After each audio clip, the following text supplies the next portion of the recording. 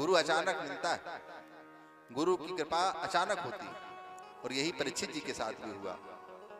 परीक्षित जी महाराज चिंतन कर रहे थे कि कोई ऐसा सदगुरु मिल जाए।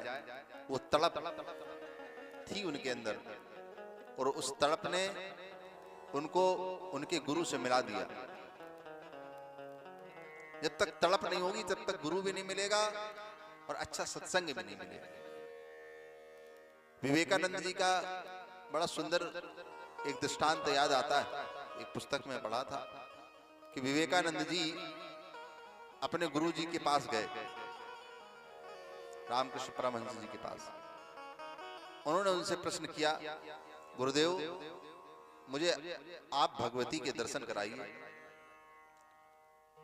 क्योंकि उनके जो गुरुदेव थे उनको भगवती सिद्ध थी, या मानो उनके सामने प्रकट होकर के उनसे साक्षात बात करती थी, जैसे हम और आप बैठे हुए। ये उनके भी संज्ञान में था, श्री विवेकानंद जी के भी। विवेकानंद जी के अंदर इच्छा जागी कि हमारे गुरुदेव हैं तो हमको भगवती से मिला देंगे। गुरुदेव से जब निवेदन किया तो उन्होंने कहा, ऐसा है कल सुबह आ जाना प्रातः काल, कल दर्शन कराएंगे। ठीक है। अब महाराज विवेकानंद जी दूसरे दिन पहुंचे अपने गुरुदेव के यहाँ। गेट खटखटाया, द्वार खुले। द्वार खुलने के उपरांत गुरुदेव को प्रणाम किया। गुरुदेव ने कहा, चलो तुमको आज दर्शन कराए। ले गए गंगा जी के किनारे। गंगा जी के किनारे ले जाकर के कहने लगे, अब प्रवेश करो गंगा जी में। और गंगा जी में जैसे ही प्रवेश किया, साथ में उन्होंने भी किया। प्रवेश करने के बाद जब इतना गले तक जल हो गया और उनका सिर उन्होंने दबाया नीचे कि अब तुम डुबकी लगाओ, और जब तक मैं हाथ ना हटाऊं जब तक उठना नहीं।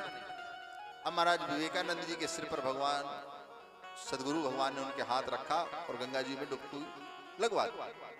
अब जहां डूबे तो कुछ क्षण के लिए तो उन्होंने सांस साध करके जल में वो रुके रहे, और जब क्षमता सांस रोकने की समाप्त हो गई तो छटपटा करके बाहर खड़े हो।